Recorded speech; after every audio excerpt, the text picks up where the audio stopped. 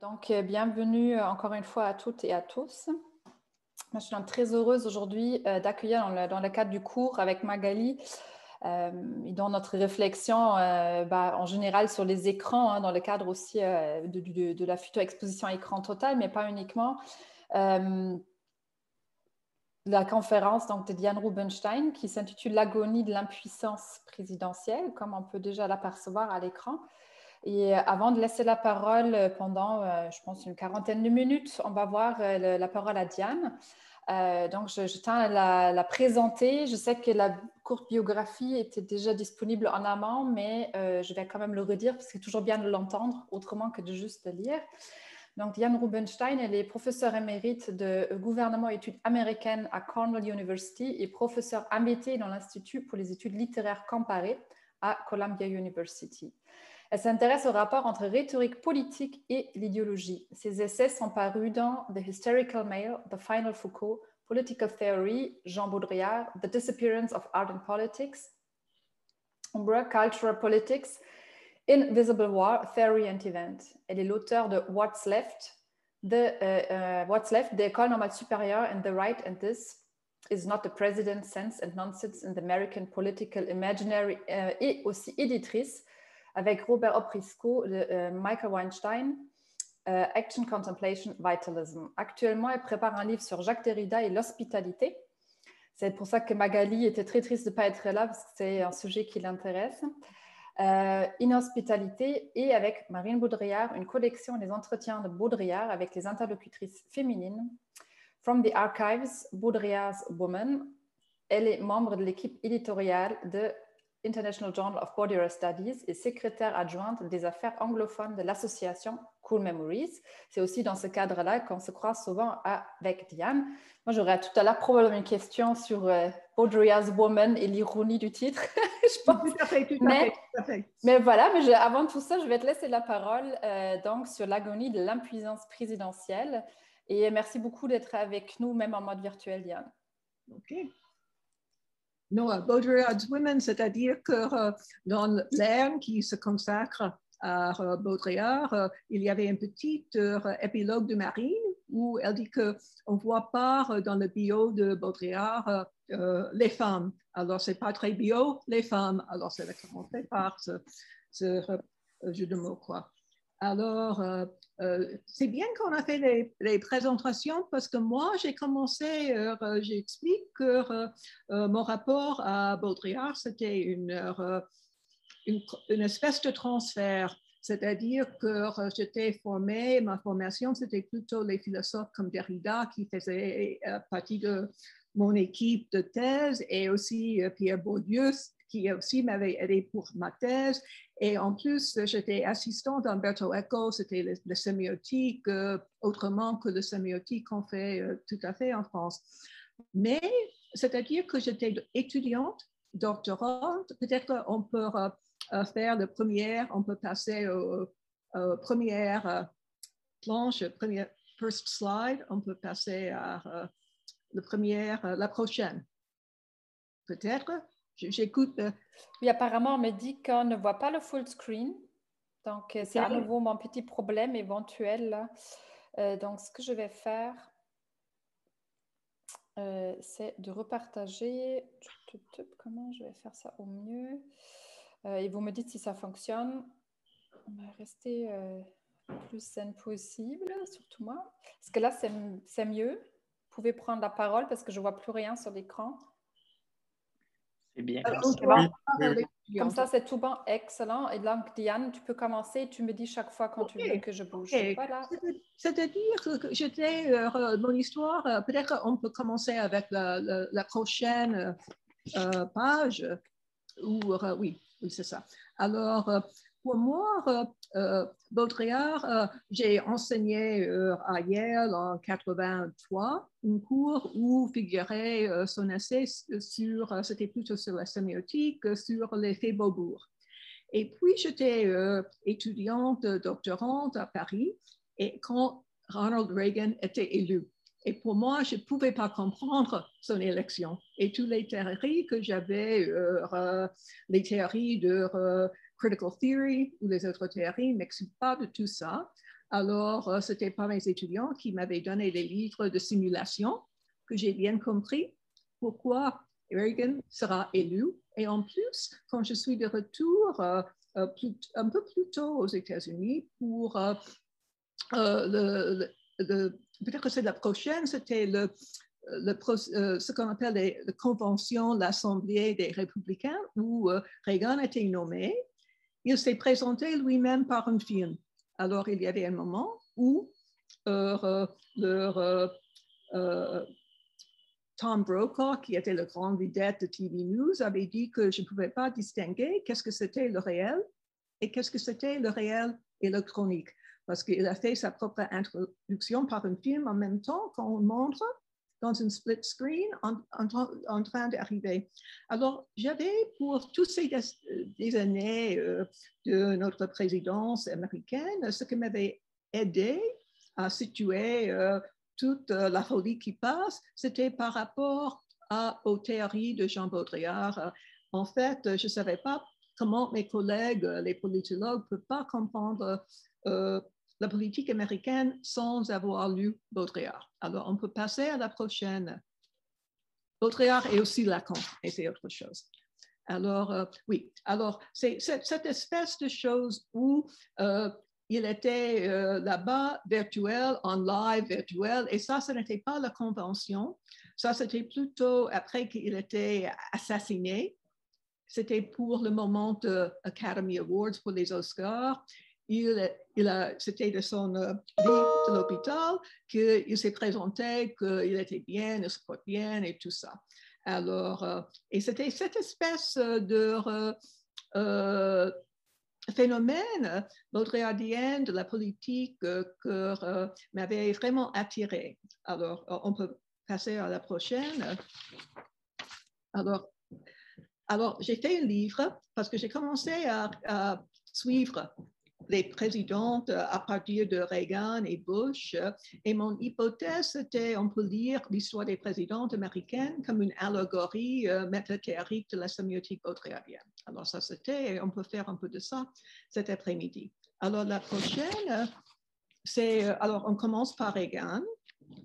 Oui, et c'est-à-dire que d'abord, la présidence américaine, c'est une drôle d'institution. Je pense que c'était Tocqueville qui avait dit que la première fonction du président américain, c'était la fonction sémiotique.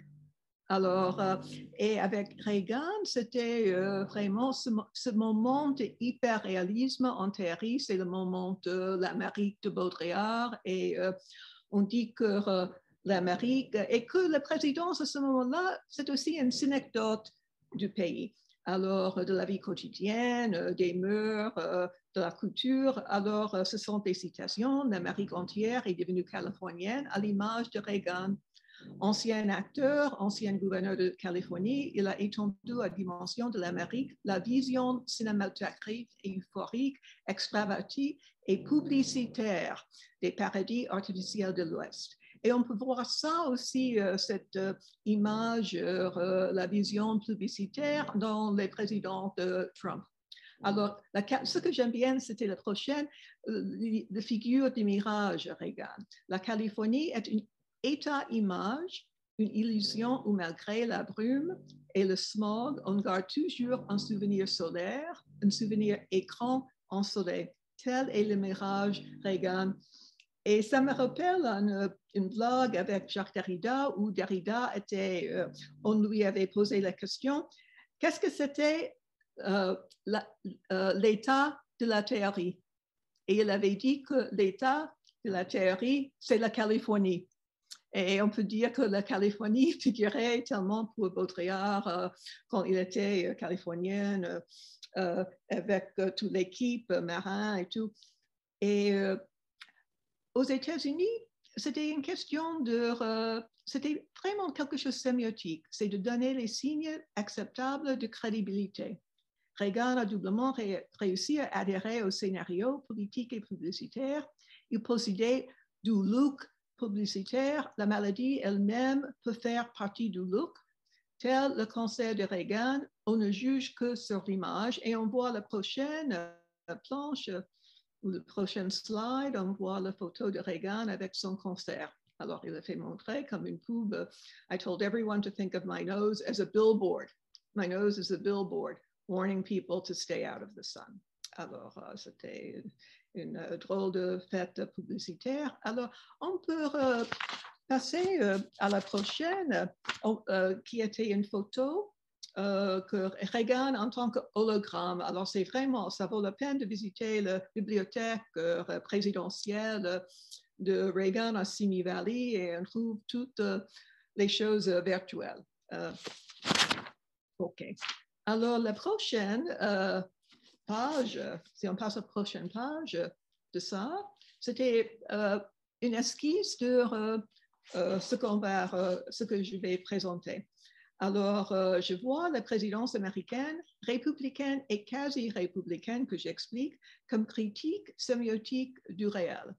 Alors, on peut voir avec chaque présidente un conseil hyperréalisme, simulacre, et aussi une forme visuelle ou une forme esthétique.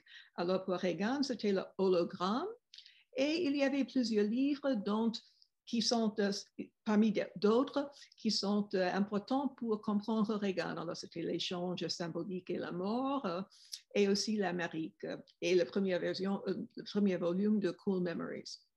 Alors, pour George H.W. Bush, Bush père, c'était le conseil de simulacre enchanté, les conseils de transparence, transpolitique. La forme esthétique, c'était le trompe-l'œil.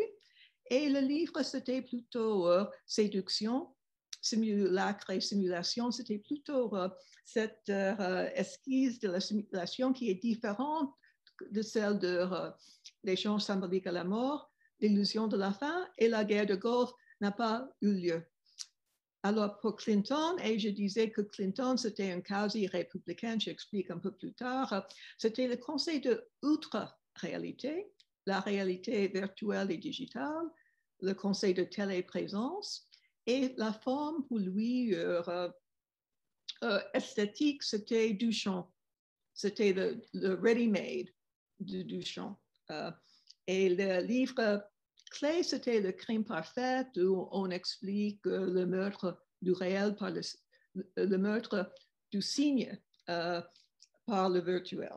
Et pour George W. Bush, c'était le conseil de réalité intégrale et c'était les écrits, l'échange impossible. Je ne savais pas si on avait une forme esthétique, parce que c'est ce qui est difficile, parce qu'on perd l'illusion esthétique avec la réalité intégrale. On va discuter ça, mais ce sont des livres, L'échange impossible, Le pacte de lucidité et L'esprit du terrorisme. Et enfin, pour Donald Trump, c'était le stade ultime de réalité intégrale qui soit l'hégémonie. Et c'était mascarade et télé-réalité, et c'était les textes posthumes dans l'agonie de la puissance et les textes de télémorphose et carnaval et cannibale. Alors, ça, c'était l'organisation de mon présentation et on peut passer à la suite pour expliquer pourquoi Clinton est quasi je suis dans un département de sciences politiques, j'étais toujours dans un département de sciences politiques jusqu'au présent où je suis à Columbia. Mais mon collègue Theodore Lowy disait que Bill Clinton était la meilleure présidente républicaine de la deuxième moitié du XXe siècle. Et je pense que pourtant c'était vrai. Si on lui voit en tant que présidente, ce qu'il avait fait avec welfare reform, ce qu'il avait fait avec mass incarceration et tout ça, c'était vraiment, il n'était pas vraiment une démocrate, mais pour une présidente républicaine, il était assez bien. Et on peut se demander pourquoi c'était toujours pourquoi les républicains. Et quand j'ai pensé à tout ça, je pense que pour les républicains, il y avait une certaine intelligence du mal. je pense pour les démocrates, dans la gagnie de pouvoir, de la puissance, c'était plutôt, les démocrates se sont du côté de l'axe de bien et pas le parallaxe de mal.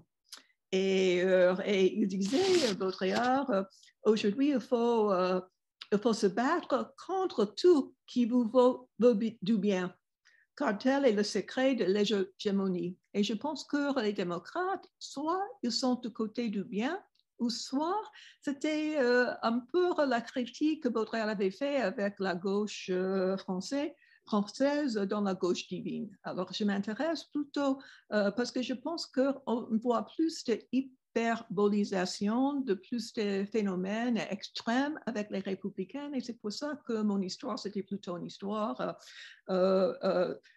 Obama, c'était intéressant, mais ce n'était pas aussi intéressant du point de vue baudrillardien comme objet que les présidents républicains. Alors, on peut passer à la prochaine pour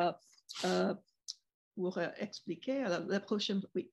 Alors, je résume, dans mon livre, j'ai tracé les présidents du Reagan jusqu'à Bush en leur juxtaposant les mandats par rapport avec l'évolution de la théorie sémiotique baudrillardienne, l'ordre simulacre, et par rapport au processus de l'échange symbolique. Mais cet après-midi, ce n'est pas une question d'une application des textes déjà écrits et prêts à penser, mais d'imaginer, ou mieux, d'inventer une réponse du phénomène extrême Trump. Alors, j'ai choisi les exemples qui aident à repenser ou recontextualiser le phénomène Trump. Alors, on peut passer aux prochaines. Les questions qu'on demande, c'était, alors la prochaine planche, c'était un peu une pastiche de Badiou, quand Badiou disait de quoi Sarkozy est le nom. Alors, pour moi, c'était plutôt l'effet Trump, la machine Trump, la chose Trump. Comment lui donner un nom? Et pour commencer, je ne commence pas par Reagan, je commence par Bush père, J.H.W. Trump, et le livre Séduction, l'énigme de cette carcasse de flou et des signes, une machine à faire le vide. Et on peut passer à la prochaine figure où on peut voir, alors le prochain, oui, on peut voir Bush en train de vomir sur les genoux du président japonais. Et c'est-à-dire, on peut voir ici, avec une citation de Baudrillard sur les Japonais, ont tout simplement et tout bonne foi confondu le réel avec plus de dimensions possibles, tandis qu'avec le trompe d'œil, c'est le traite des dimensions. Ce n'était pas ça, c'était... et on oublie combien le montée de Trump, c'était basé sur pas uniquement de Bush fils, mais aussi Bush père. Alors, la prochaine planche, on peut voir que Bush était vraiment, c'était le prochain. Bush était le premier président du 4e ordre du simulacre. Et c'était en fait dans la première conférence nord-américaine qui était à Missoula, Montana, où Baudrillard s'est présenté le 4e ordre du simulacre. Et c'était en 89 et Bush correspondait parfaitement à ce 4e ordre. Il était fractal, il était orbital et on peut passer à la prochaine planche pour voir l'apport de Bush au Trump. Je pense que toujours on associe Reagan et Bush père parce qu'il était le vice-président. Mais en fait, et aussi on avait un peu le même personnel. Mais il y avait une énorme différence entre les deux. Reagan, dans les termes baudrillardiens, il était indifférent. Mais avec Bush père, c'était quelqu'un qui était un peu trop de réalité et il était un peu une ironie objective. On avait une indifférence subjective de Reagan et une ironie objective de Bush père, et cette ironie objective ou plutôt l'ironie de l'objet qu'on peut voir dans le phénomène Trump. Alors, pour Bush père, il était une simulation enchantée du trompe-l'œil où on joue du secret de l'apparence. Parce que la translucidité suspend sa fragilité désuétude. Et avec le trompe-l'œil, tout est artefact. Et la séduction, ce n'est pas de la ressemblance, mais celle aiguë et métaphysique de l'abolition du réel. Alors, dans Reagan, le rapport avec le réel, c'est que c'était l'original et la copie, ou bien, je pense qu'il y avait quand même un principe de réalité qui s'estompe. Mais avec ce qu'on voit, tout d'abord avec Bush père, c'était la première étape dans l'abolition du réel. Et ça, c'était dans la figure de trompe-l'œil, nous révèle que la réalité n'est jamais qu'un monde mis en scène. La réalité, c'est jamais qu'un monde mis en scène, un principe seulement un simulacre auquel met fin l'hypersimulation expérimentée du trompe-l'œil. Alors, on peut passer à la prochaine, où je donne encore quelques conseils de Baudrillard pour Bush. C'était celle de la transparence, la mascarade, et surtout avec la mascarade, ce qui était artifice. Et même la distinction entre l'authentique et l'artifice, histoire sans fondement, il n'y a pas de distinction possible entre le réel et les modèles. Il n'y a d'autres réels que celui sécrété par les modèles de simulation. Alors, ça, c'était... et on reviendra au principe de mascarade, qui est un précurseur de mascarade de l'agonie de la puissance. Alors, la prochaine pour Clinton. La prochaine planche, c'était... Oui. Pour moi, Clinton, c'est important parce que c'était par Clinton où on parle pas de l'Internet, mais de la virtualité. Alors, Clinton, c'est la virtualité de l'objet présidentiel pur. C'était sa perfection technique. Alors, pour Clinton, c'était vraiment tout ce monde du crime parfait. Alors, on oublie, quand on parle de la Reagan Revolution, que ce n'était pas uniquement politique ou économique. Il y avait une Reagan Revolution dans la bibliothèque présidentielle de Reagan. On voit que on avait les salles dédiées à cette révolution technologique où on avait de premiers câbles TV de CNN, on avait les VCR et on avait pour la première fois les cycles d'information 24 sur 24. Pendant les 2 mandats de Clinton, on constate les premières séries réalité comme The Real World sur MTV. On suivit l'arrestation et le procès de O.J. Simpson, The Slow Speed Chase et tous les experts 24 sur 24 sur les chaînes d'info câble. Et aussi l'assommement de Rodney King et son verdict en real time, la mise en accusation de Bill Clinton, tout en temps réel. Alors, on peut passer aux prochaines photos où on voit le low speed chase de l'O.J.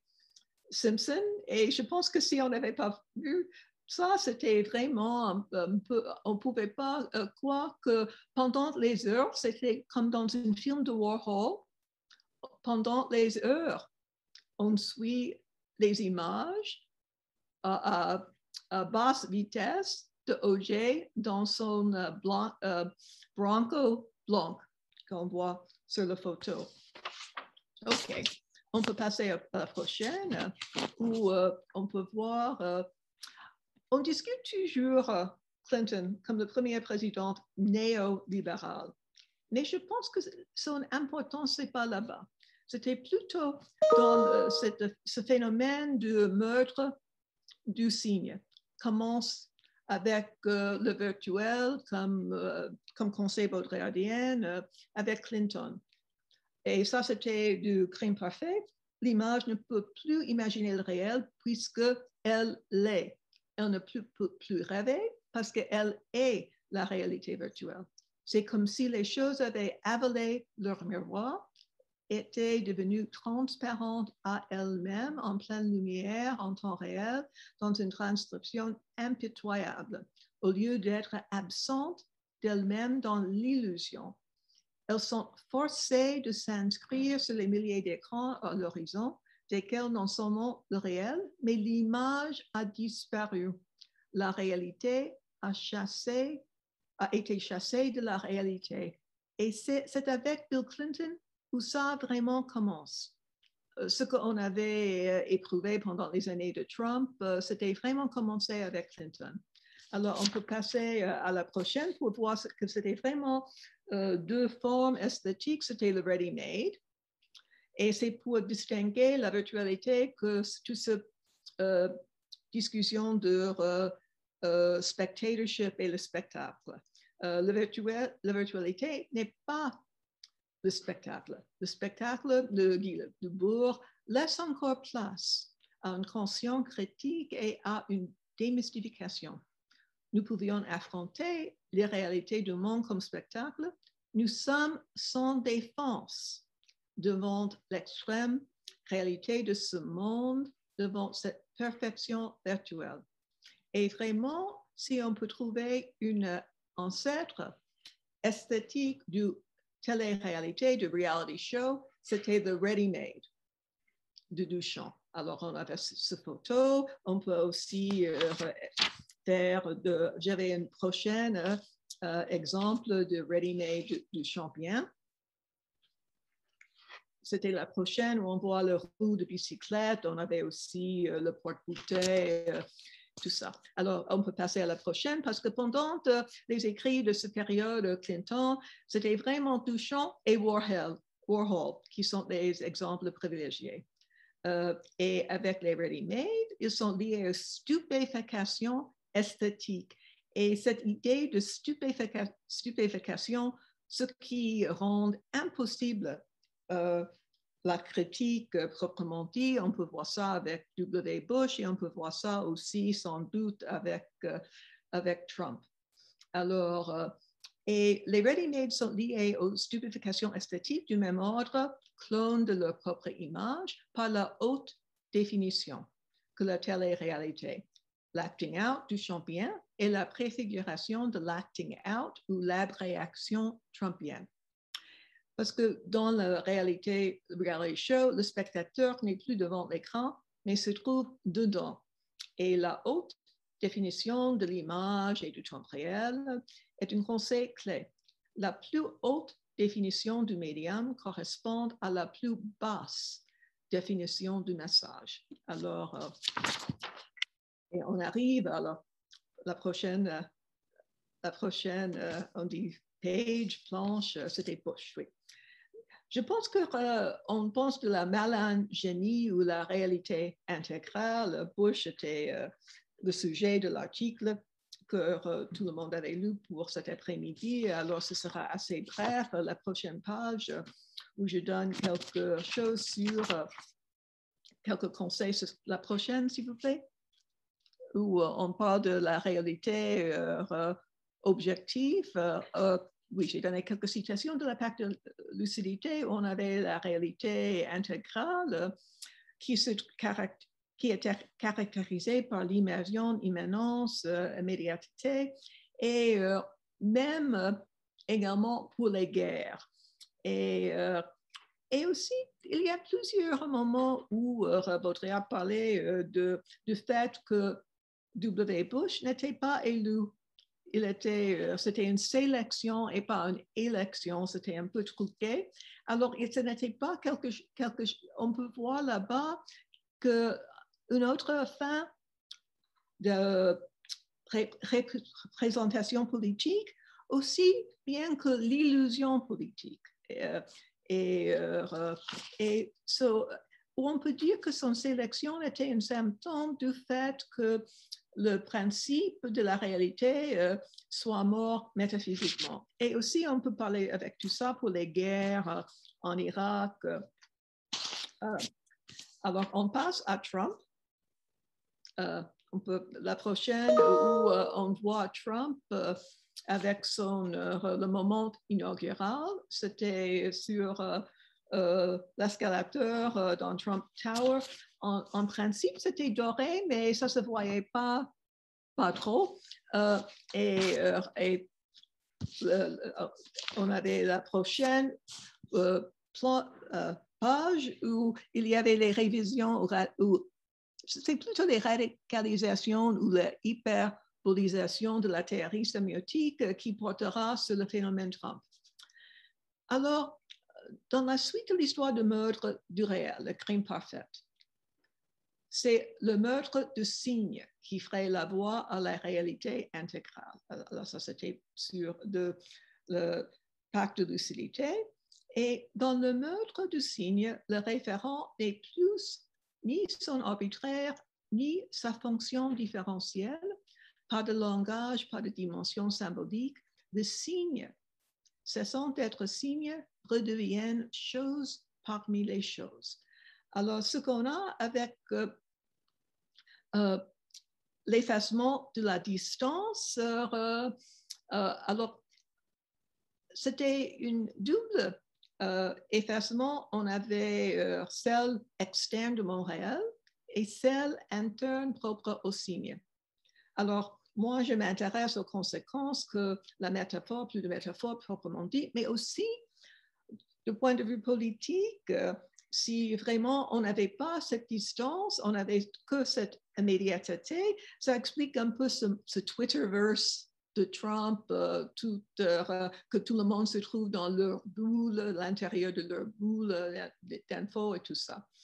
Le devenir signe de l'objet, qui était parmi les premiers écrits baudrillardiennes, et en fait, il y avait plusieurs critiques qui utilisent Baudrillard, mais pour voir dans le phénomène Trump une espèce de branding, que c'était son brand, son logo, c'était Trump Steaks, Trump Ties, et c'était une espèce de la société de consommation des objets où on peut voir Trump en tant que quelqu'un qui profite de tout ça. Mais en fait, sa marque, son brand, c'était vraiment l'impunité. Et je pense qu'on peut faire, c'était quelqu'un qui s'appelle William Mazzarella, qui avait édité un livre qui s'appelle Sovereignty Inc., qui parle un peu des logos de tout ça. Alors, dans les premiers écrits sémiotiques, c'était basé sur le devenir signe de l'objet, mais c'était transformé en devenir objet de signe. Dans ce nouveau monde d'échange impossible, la sphère du réel n'est plus échangeable contre celle des signes. C'est pour ça qu'on avait alternative facts, on avait fake news. La politique présidentielle est chargée des signes et de sens, mais elle n'a aucune vie de l'extérieur et absorbe tout ce que l'approche et le convertit dans sa propre substance. Le réel ne prend plus force de signe et le signe ne prend plus force de sens. Ça, c'était de l'échange impossible. Alors, on avait comme ça, on peut peut-être mieux situer des phénomènes comme alternative facts. Ainsi, le simulacre n'est pas ce qui cache la vérité, mais ce qui cache l'absence de vérité. Alors, pour les dernières pages sur Trump, c'était la prochaine, oui. C'était la prochaine révision, c'était Donald Trump, oui, la terreur blanche de l'ordre mondial, mascarade et hégémonie. La raison pour le succès des candidats républicains se trouve dans leur correspondance avec le scénario de Baudrillard lors de ses derniers écrits. Il décrivait une espèce d'hégémonie où le terrorisme, ce doit être et la forme emblématique du défi, et une simulation sans limite. Dans cette immense reality show, les citoyennes ne font plus que de la figuration honteuse. Donald Trump est le premier président de la télé-réalité et ce sera d'ailleurs impossible de l'imaginer sans son carrière des émissions telles The Apprentice et The Celebrity Apprentice. Avant qu'il soit, avant l'inauguration de Trump sur CNBC, on avait une marathon de Celebrity Apprentice. Et c'était un contraste avec Reagan ou bien avant son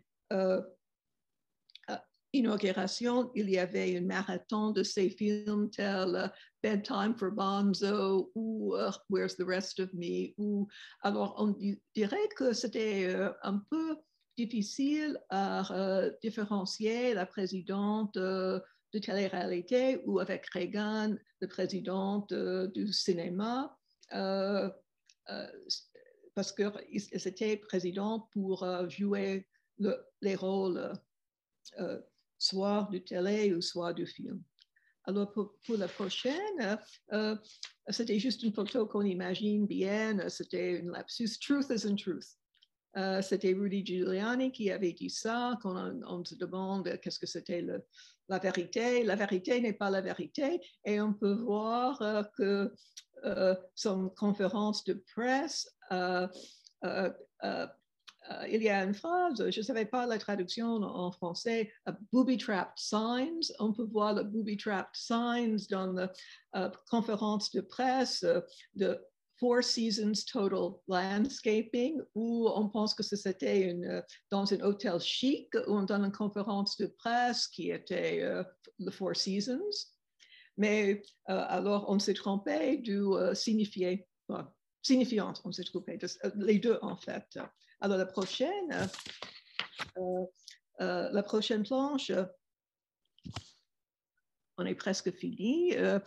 Alors, l'intelligence, c'est également impossible d'imaginer son trajet sans quelques conseils clés de Baudrillard. Alors, celle de l'intelligence du mal, celle de...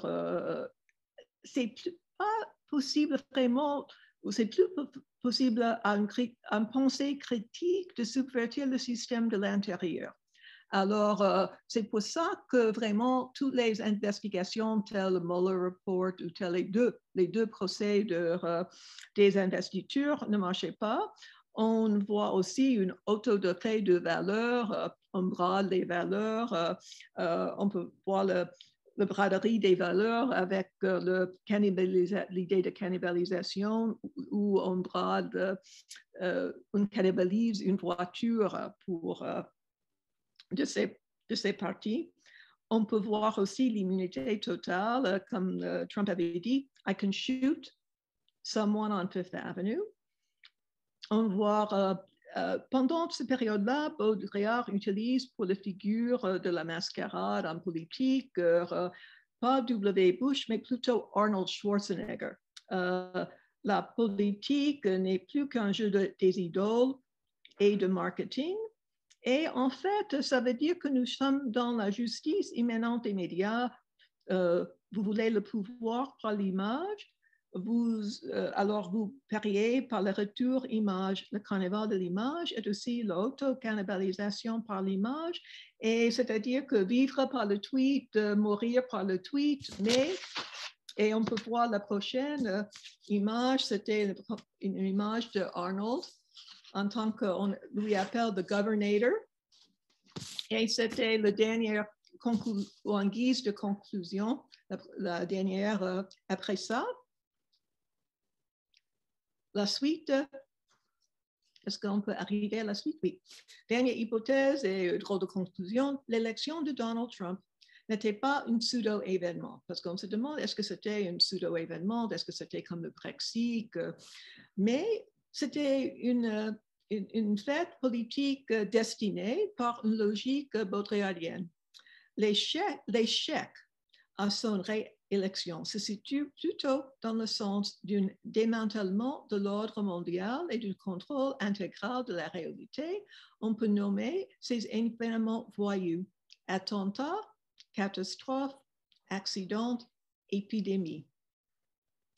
Et en attendant une lecture constellante, je pense que vraiment, je pense que Donald Trump, ce n'était pas... je suis toujours déçue par les démocrates et je pense que ce n'était pas une question de bon candidat ou mauvais candidat contre Trump, c'était plutôt est-ce qu'il se fait imploser par lui-même ou bien est-ce qu'il y aura un événement voyou? Et je pense avec le COVID-19, on avait un événement voyou. Et c'est pour cela qu'on doit la défaite de Trump.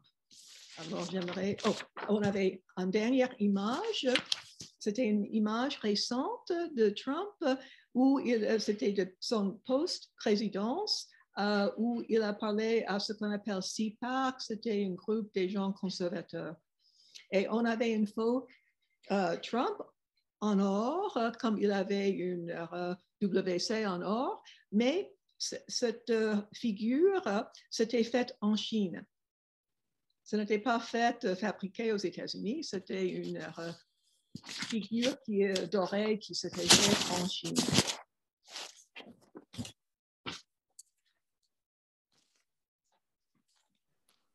Merci Diane.